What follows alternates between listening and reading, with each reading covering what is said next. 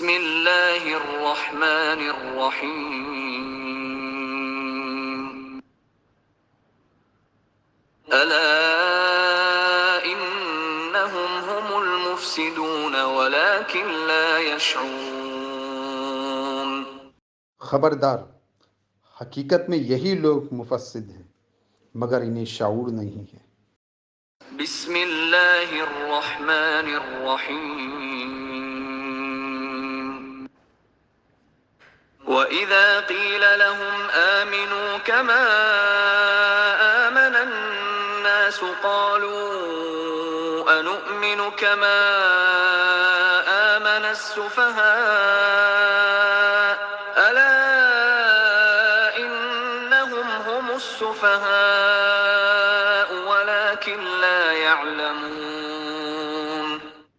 اور جب ان سے کہا گیا کہ جس طرح دوسرے لوگ ایمان لائے ہیں اسی طرح تم بھی ایمان لاؤ، تو انہوں نے یہی جواب دیا کہ ہم بے وقوفوں کی طرح ایمان لائیں۔ خبردار، حقیقت میں یہ خود بے وقوف ہیں مگر یہ جانتے نہیں ہیں۔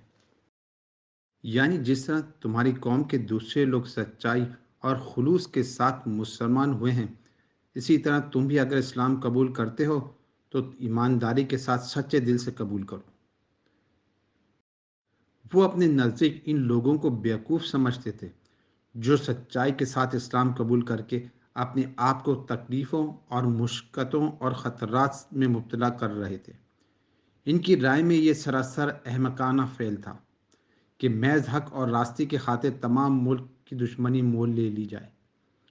ان کے خیال میں عقل مندی یہ تھی کہ آدمی حق اور باطل کی بحث میں نہ پڑے بلکہ ہر معاملے میں صرف اپنے مفاد کو دیکھے۔ بسم اللہ الرحمن الرحیم وَإِذَا لَقُوا الَّذِينَ آمَنُوا قَالُوا آمَنَّا وَإِذَا خَلَوْا إِلَى شَيَاطِينِهِمْ قَالُوا إِنَّا مَعَكُمْ إِنَّمَا نَحْنُ مُسْتَهْزِئُونَ۔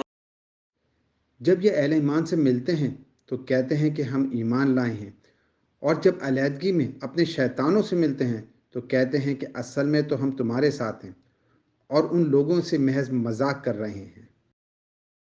شیطان عربی زبان میں سرکش، متمزاج اور شوریدہ سر کو کہتے ہیں۔ انسان اور جن دونوں کے لیے یہ لفظ استعمال ہوتا ہے، اگرچہ قرآن میں یہ لفظ زیادہ تر شیاطین جن کے لیے آیا ہے، لیکن بعض مقامات پر شیطان صرف انسانوں کے لیے بھی یہ استعمال کیا گیا ہے، اور سیاق و سباق سے بآسانی معلوم ہو جاتا ہے کہ کہاں شیطان سے انسان مراد ہے اور کہاں جن۔